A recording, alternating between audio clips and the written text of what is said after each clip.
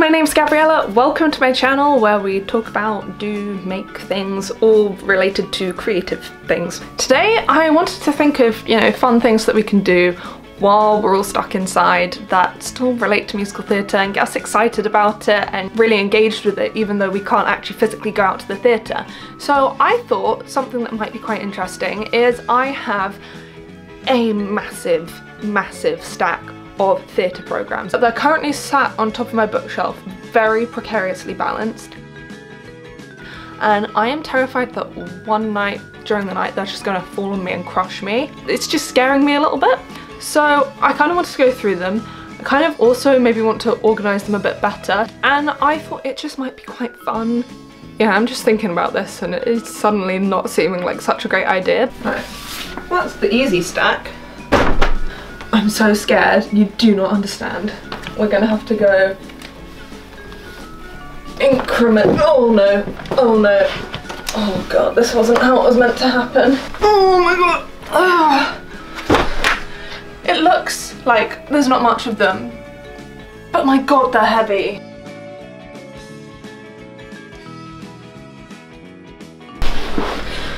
Okay, so that was effort. I've laid them out. So if I was to pile them, that would go on top of that, that would go on top of that, that would go on top of that, that would go on top of that, because they are in date order. So the bottom of this pile here is my very oldest ones, and then the top of this, so Madam Butterfly here, the last thing I saw before lockdown. So, don't know where to start, don't know how this is going to work. I do also have this little pile here. Warhorse is something that I saw. I took it out the pile, now I can't remember where exactly it goes, so I just put it on top of this pile. Basically this pile is like special programs. My parents had some programs, like some really old ones. I did not personally get these programs, but they kept them and they're really cool programs. As soon as I saw them I wanted to keep them. I think a lot of the other ones got thrown away and I'm kind of sad about that because at the time I don't think I knew what a lot of them were, but now I reckon there were probably more programs in there that I would have wanted to keep now, knowing more shows and more performers and things than I did at the time, which is kind of sad, but at least I've got these ones. So I've got Les Mis, an original program from when it was at the Palace Theatre. So it's not original cast, but this is a very old program, so that's really exciting. Oh, here's the Les Mis souvenir brochure that went with it.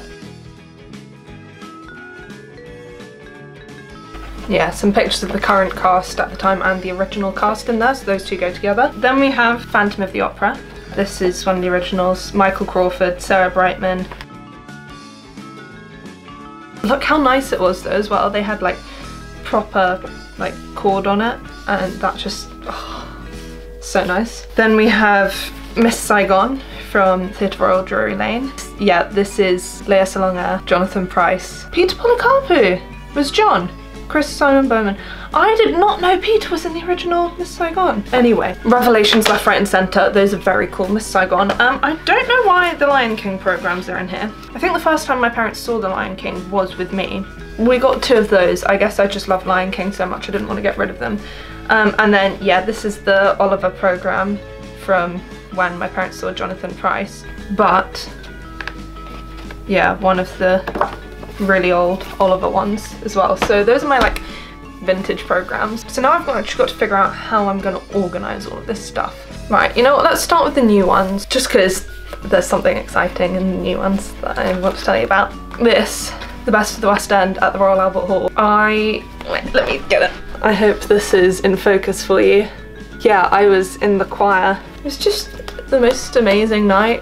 It was recorded for BBC Radio 2 and you can listen to it afterwards on the Sounds app. But yeah, I was in the choir for it and it's just an amazing collection of musical theatre songs sung by some amazing people. Listen to it if you're able to, I guess. Waitress, Sarah Bareilles. Zorro concert, that was incredible. And the conductor for it was the same guy who conducted The Best of the West End, which was really awesome because I got to see him like conduct this, which was incredible, and then I got to work with him, which was insane. Oh, did anyone get to see this production of Midsummer Night's Dream? Because it blew my mind, it was incredible. Shakespeare's really growing on me, and this did a lot to help that. This would be a really good watch, because they filmed it. They filmed it the night I was there, as well as a few other nights I think. But it's out there, if you manage to get your hands on it. I'm only quickly mentioning it because Aladdin was played by Matt Croak, who was also in The Best of the West End, and he's married to one of my dance teachers. So, fun facts for us all. I've seen Waitress a few times. You may have noticed one of my other dance teachers from Come From Away. These guys are really great with their social media. I think they did a live online show like on the first day of lockdown, so I think that's still on their Facebook page, I don't know, but they're really funny. Go check them out. But yeah, I may have slightly dissed 6 a little bit in my last video. I do love it, I promise. Here is the proof. I've seen it multiple times. There's multiple tickets up on that wall, so this is just confirming I do love 6.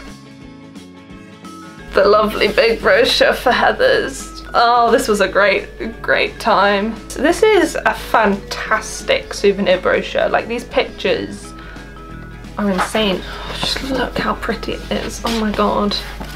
Anyway. Wicked. This is significant because I think this was the last time I saw Wicked, and I haven't seen it in a while, and I think you're about to see just how many programs I have of this. I'm slightly obsessed with it. Who did I see the last time I went? I will tell you now. I saw Alice Fern and Maria Coyne. I never got to see Sophie. That was probably one of the most tragic things about my life thus far. But yeah, I think it's about time for another trip to Wicked. Just saying, when this whole lockdown is over, you know where you're gonna find me. Celebration of Andrew Lloyd Webber. I'm going through the people who were performing. I can now say I've sung with Ben Forster.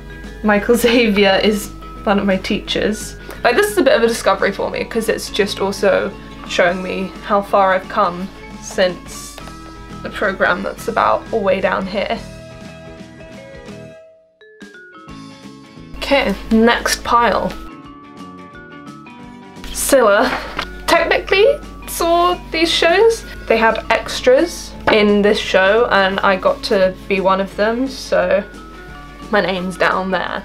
Probably can't read it, but I was in the show in Bristol and Woking, which was insane. Reasons why I love Zorro the Musical, because I did it at university. It was great. Oh, would you look at that, another Wicked programme. I may have seen it 4 times in the space of a month while it was in Bristol. It's chilled, it's chilled, it's chilled. That's perfectly normal for someone to do. Matilda. I'm not convinced this is in the right place. No, it is. I saw Matilda a second time. I always forget about that because the second time when I was meant to see Matilda for the second time, I was going with school and we got stuck in a car crash. We personally didn't crash. We were on the motorway into London. It was ages and ages before the show was meant to start, and there was a car crash ahead of us and we had just passed the turn off the last junction before the car crash, and by the time we passed where the crash was, the show had finished. Like, we got back to school the same time we would have got back if we had been all the way into London, seen the show and then come back out again, and that was very depressing. Anyway.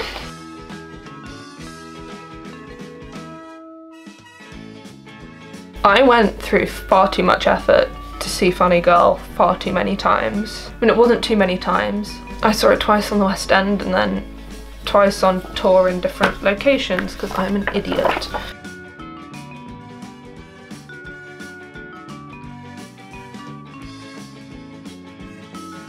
I saw David! I saw David and I didn't realise I was seeing David. Ugh. I've seen David in Waitress, so you know, all is good. And Legally Blonde, I believe this was with one Lucy Jones. I've seen a lot of shows with Lucy Jones in. And oh, last 5 years, Sam Barks. Oh, would you look at that? Oh, this was the most tragic thing that ever happened to me in my life. I went to go see Guys and Dolls on my birthday. Rebel Wilson was in it. I was waiting at stage door for her, along with literally everyone else in the... Oh my god, Jason Pennycook was in this? My mind is slowly being blown a bit more.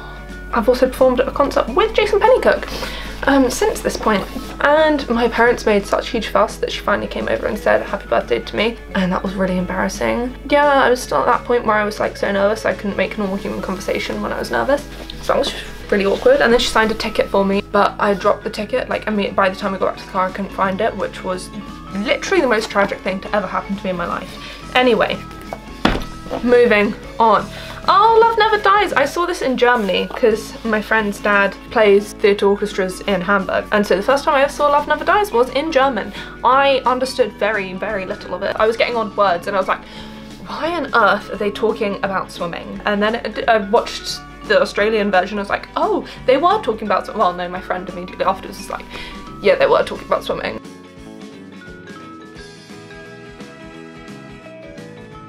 Oh, my Playbills. Oh, that one's signed by Matthew Morrison. Really love Playbills. We need Playbills in England. So yeah, Finding that. Oh, I really love Finding Neverland. And oh my god, I am here for all of these massive, massive souvenir brochures with incredible photos. Like, that's what I'm here for. Chicago. That was great fun.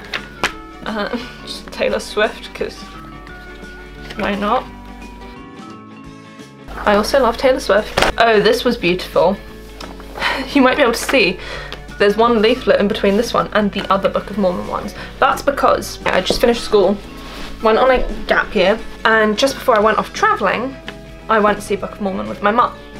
Then I went travelling. I was off in Malaysia for 3 months, came home, had 2 weeks at home, and then I went to America to do Camp America. After I finished camp, I had a month of travelling around America, and I spent most of it with just one other friend. And we specifically went to Denver to see the Book of Mormon. Well, you know, I think I was planning on going there anyway, but it was a happy coincidence that Book of Mormon was there at the same time. We booked Book of Mormon to go see it anyway. We were wandering around the evening before we had tickets booked, and we were like, what should we do?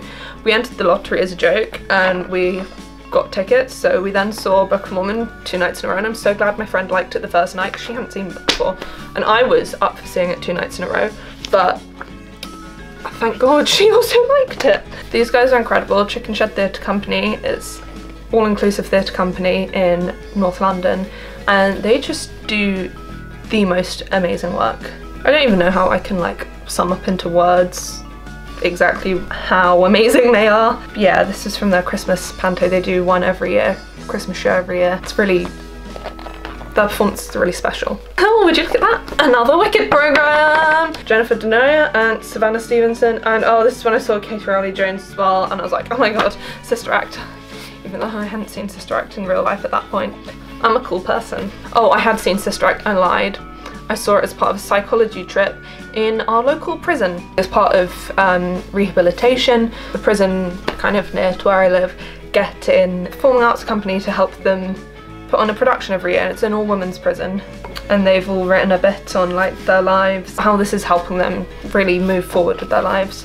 So it was really special.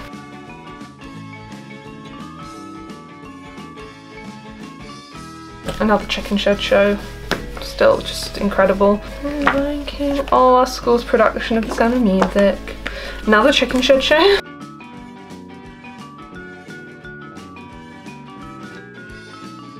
Oh, I found another ticket. Intriguing. This can go on the wall at some later date. Oh, this is like one of the older program designs. Rachel Tucker and Gina Beck. I love both of those people.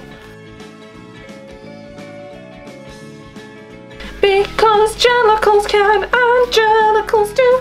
This lovely non-controversial show.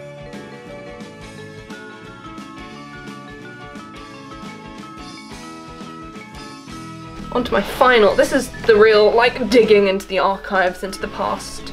Oliver, I think, yeah, this is when me and my friend went all the way to Bristol so we could see it on tour, so we could see Sam Barks in it, because why not? So Fagan signed it, and Bill Sykes. But not Sam, because it was near the end of the run and they were holding a party for loads of the kids who were in the show, and they weren't allowed to go in and tell her that people were waiting for her, even though there were loads of us waiting at stage door for her. They weren't allowed to go in and tell her people were waiting for her. And me and my friend, because we were cool back then, we had got her a whole load of gifts and like for her dog as well. But she tweeted us afterwards when she got our things, which was incredible. We nearly missed our train because we were waiting so long, and then literally like halfway home we got tweets being like thank you so much, and it was just incredible. Oh, and this is a real full circle moment. First ever concert I went to was Kerry Ellis with Ryan May at the Royal Albert Hall, and now I've performed there. It's mad. I've also sung for Kerry Ellis since then as well. It went terribly. Like, I need to remove that from my mind. Anyway, I think this was, this was Sandbox and Lucy Jones in Les Mis, and that was also very awkward and embarrassing. And I've since done a workshop with Lucy Jones as well, and seen her in loads of shows. Oh, and so this was the first time I saw Madame Butterfly, and I did not understand a word, also at the Royal Albert Hall. So this was the first time I went to the Royal Albert Hall. What year was that? That would be madness. Yeah, it was 2011. But so literally, it was from the end of February to the beginning of March, over the date that would be the exact same day that I did the Royal Albert Hall performance. So I might have been to the Royal Albert Hall for like the first time ever, exactly 9 years before I performed there. Madness. Phantom. Guess who was in this one? Wait, what? Ramin was in this as well as Gina. Oh, I did not realise this, but anyway, Ramin and Gina, what a powerhouse, like what a pair. And I've sung with Ramin now. So I just need to sing with Gina now. That'd be amazing. Horse of the Year show, because that's a musical theatre programme. Might not be from the second time, but the third time, because just after I saw it with school, when I was really getting into it, I don't think I'd got anything when I went to see it with school. I just borrowed the CD my friend bought and played that on repeat. And I then made my parents go see it with me a couple months later, and so I think this programme's from when I went with my parents, but it was still the same cast, so, because I went pretty soon afterwards, because I got obsessed real quick. Sound of Music, one of my faves. Oh, this is another chicken shed one. This was the first one I saw, and I really wanted to do it, and my parents were like, no, North London is too far away, you can't go join in with them. And so I just like let it go, which I was really good at doing when I was younger. Like, why am I not now? Anyway, Mary Poppins.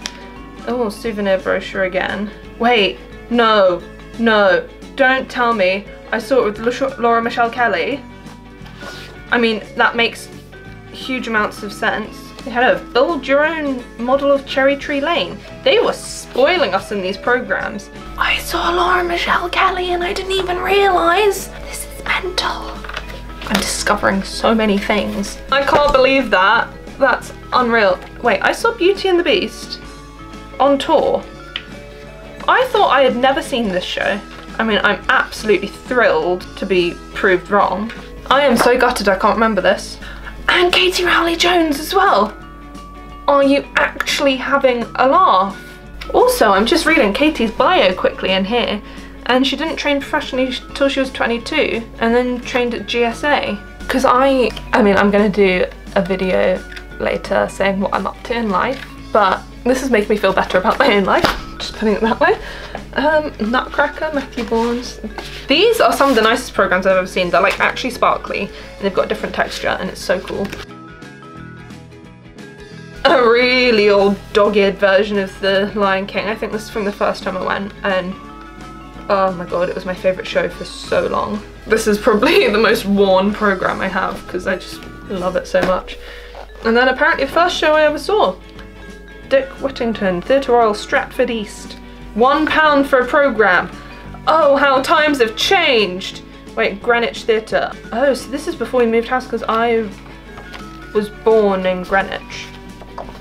Interesting fact for you now. Please no one steal my identity. I mean, you probably need more info than that to steal my identity. So I assume this was Christmas '99. I feel old. I feel so old. So yeah, I literally would have been 3. I mean, I barely remember these beginning ones. I feel like I vaguely remember The Lion King, but I think that's just because it had such a big impact on me, but I don't remember any of I remember the Nutcracker a little bit. I don't remember Beauty and the Beast at all, which I'm gutted about. I remember Mary Poppins. We did also see Chitty Chitty Bang Bang when I was little, which I remember as well, but I clearly didn't get a programme for that. I mean, this isn't all the shows I've seen. I don't always get programmes, I can't always get programmes. I hope this has been interesting. I've had a great time. I'm now going to go attempt to shove these back on my bookshelf in a slightly less dangerous manner. I've really enjoyed going through, looking through all of these, finding hidden gems, things I didn't realise I'd seen, people I didn't realise I'd seen in other things, or looking at things and realising just like, you know, how much further I've come in my own musical theatre journey, like training wise, but also just as like a theatre lover, how much more I know about theatre and like appreciate it and love it. Some funny and vaguely awkward stories. I have more. If you've got your own collection, it is something that's genuinely fun to do, go through all your old theatre memorabilia, make discoveries. It's genuinely really good fun, so it might be an idea for something to do during isolation. And yeah, just a way to appreciate theatre and like you're feeling a bit down, think of the good times kind of thing. Get you excited about it and engaging with it even though we can't physically get out to the theatre. So I really hope you've enjoyed this. If you have, please give it a like. If you subscribe, I've got loads more content planned and on the way, including some updates and exciting things, which I made some very, you know, not so subtle hints about. If you want to have a guess about what my life updates could possibly entail, let me know in the comments. And if you're right, well, if you're right, I'll give you a shout out in my video when I finally make it with all the announcements. So get to it. If you've lasted this long, oh my god, this video is going to be long. I am so sorry. I really hope you've enjoyed this. I've had fun, so I hope you have too. I hope you're staying safe, and I will see you very soon because I'm making videos all the time. Anyway, I'm gonna be quiet now, and I'll let you go. Goodbye.